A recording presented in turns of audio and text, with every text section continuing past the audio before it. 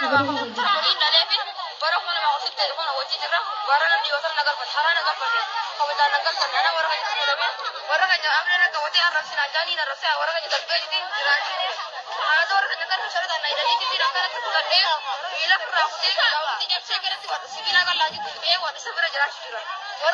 Egaa sagalee kana dhaggeessanitti dhugaa dubbachuudhaaf mucaan kuni alattii harargeeti jechuudha. Mirga shamarran keenyaatiif baay'ee isaatii kanatti amma shamarran hedduu isaanii baay'ee sodaachaa jiru jechuudha. Sababni isaanii inni kan lubbuu isaatiin du'aa jira, inni kan baafamee qalamaa jira, inni kan kun kara kana irratti raawwachaa jira. Dhugaa dubbachuun fi gochi suuqanneessa kan immoo shamarran ta'uutiin malee shamarran irratti raawwachaa jiru jechuudha. Keessattuu immoo torban lamaatee asitti jechuudha. Waaqayyo waan akkasii biyya keenyarraa abaarsa akkasii biyya keenyarraa haa kaasu. Egaa nagaa kolleen dagannee ashama harka fuune akkam jirtu hordoftoota siifan gindoo bakka jirtanitti nageenyi baraarri waaqayyo isiniif haa baay'atu. Anaaf bakka nagaa dhuftan. Warri mana kanaaf haaraa taatan subscribe gochuun na jajjabeessaa isin jechuun jaalladha. Akkasuma share kombilinki share illee godhaa. Yaadaaf qeeqa qabdan koomenti jala kaa laayik illee naa godhaa isin jechuun jaalladha. Share kombilinki kana yeroo baay'ee sawara TikTok irraa fidee dhufa. Egaa mee viidiyoo haaraadhaan walitti deebineerra jechuudha. Wanta namatti hin tolle, wanta dhaga'uuf namatti hin tolle, arguuf wanta namatti hin tolle, wanta jireenya kee abdii nama kutachiisu, shamarran ta'uu keenyaaf wanta nu gaddisiisu jechuudha. Dhugaa waaqayyo maaliif hojjettanii hin beekoni. Abaarsa maaltu akka dhufaa jiru hin beeku gidduu kana waaqayyo namaa oolchu malee. Gaafa mucaan harmeesaa qalerraa ka'eeti shamarran keenya hedduu isaanii baay'ee miidhamaa jiru. Tokkos ageessanitti yoo ta'e abbaan manaa ishii ajjeeseetu waraabessaaf kenneefi tokkos immoo akkuma kana heerumtee waggaatti abbaan manaa ishii fi abbaansaa ajjeesaniini waan namatti hin tolle bakka kun dhugaa waaqayyo isiniin jedha.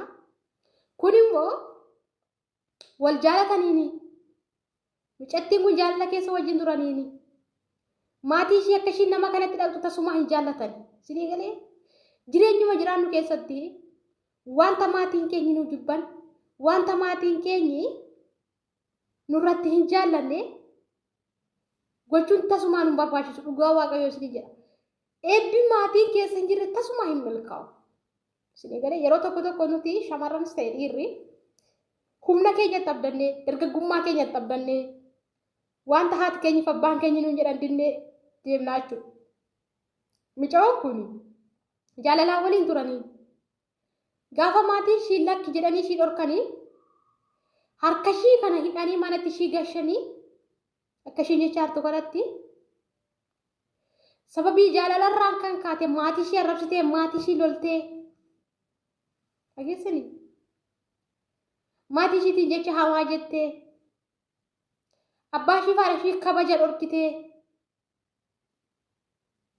har'a maal goote feerroo yookiin sibiila kuteen bahee isatti dhaqee jette.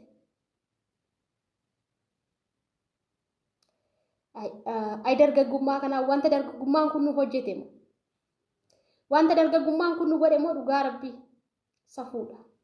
Safuu nama jechisiisa dhugaa rabbii isin jedha. Innaa akka kanatti gara isaa dhaqxe maatii ishii loltee maatii ishii arrabsitee 2016 kan isaan wal fuudhan.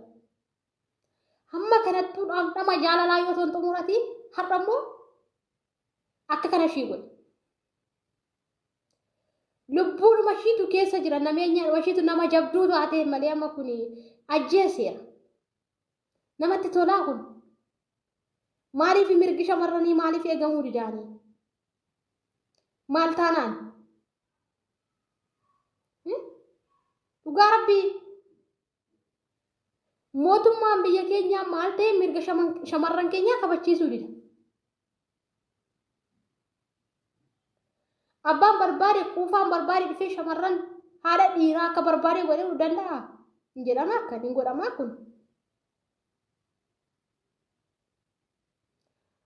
Addunyaa kana koo kan qabee deemu dubartii akka ta'e maaf dagatee nama.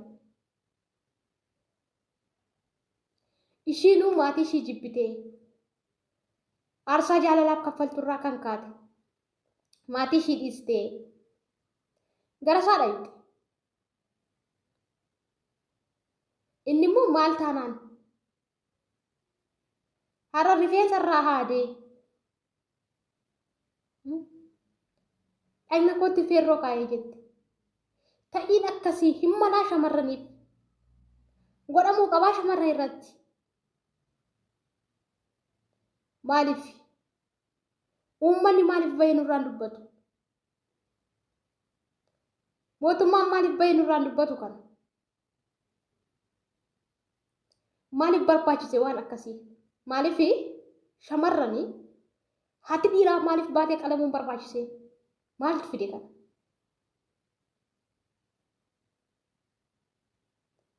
Waan biraa yoo sodaachuu dadhabee namni uumaa ofiif gararraatti sodaatu. Ammallee mirgi shamarranii haa kabajamu. Mirgi shamarran keenya haa kabajamu, haa kabajamu. Shamarran haadha dhiiraati. Mootummaa addunyaa kanaa kan ta'e ishiidha. Shamarran kabaja qabdi. Wanta akkasiis tasumaan barbaachisu. Hin godhamus hin barbaachisus.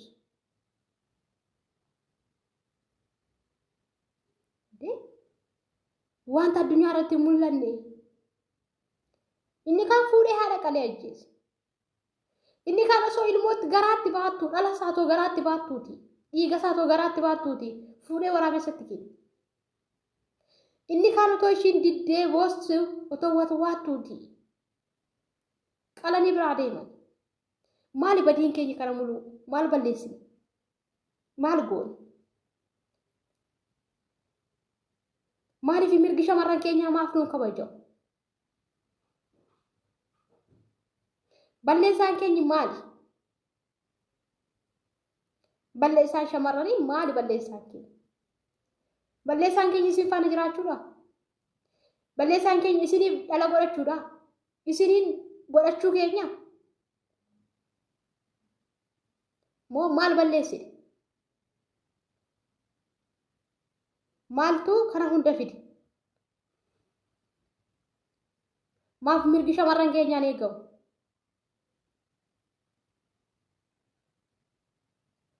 Amma osoo gochi kun dhiira irratti ta'ee raate addunyaa kana qaata baxaxani.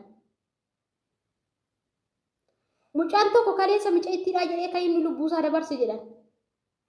Micayittii jala nama 2,500 jala taa'anii ajjeefamuu qabdi, du'uu qabdi, hundumtuu irratti murteessa taa'e. Maaltu maal taanaan? Rakkoon maaliitiin?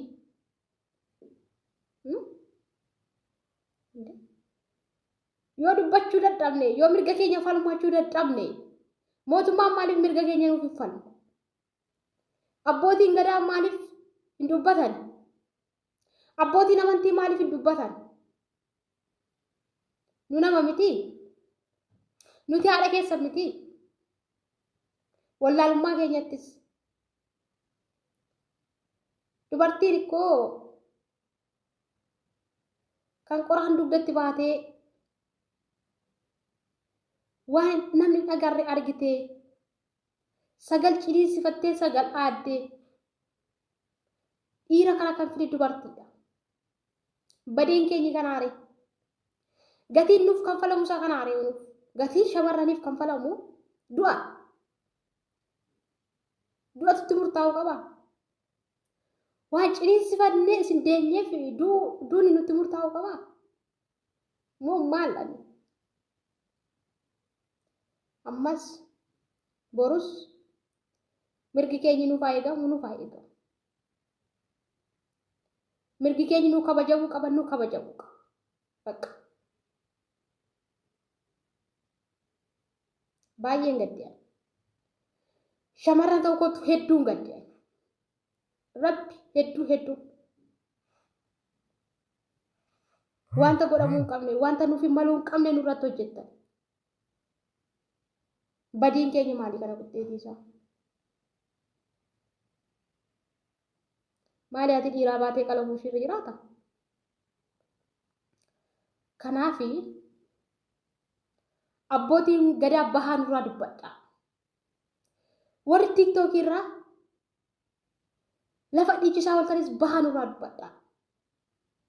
Warri itti gaafatamummaa mirga shamarranii qabdanis bahaa dubbadha. Bakka haala kanaa itti fufataanaanii nuti jiraachuu keenyaaf baay'ee of shakkaa jirra. Baay'ee sodaachaa jirra. Sababni isaayyuu obbolaan keenya bahanii akkatti karaarraa galan hin qaban. Harmeen keenya baatee akkatti jiraachuu dhabdeetti.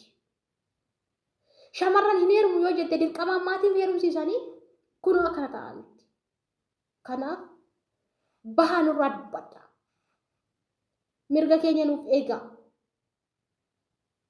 Nuuf hin malu kun gatiin keenya kana miti.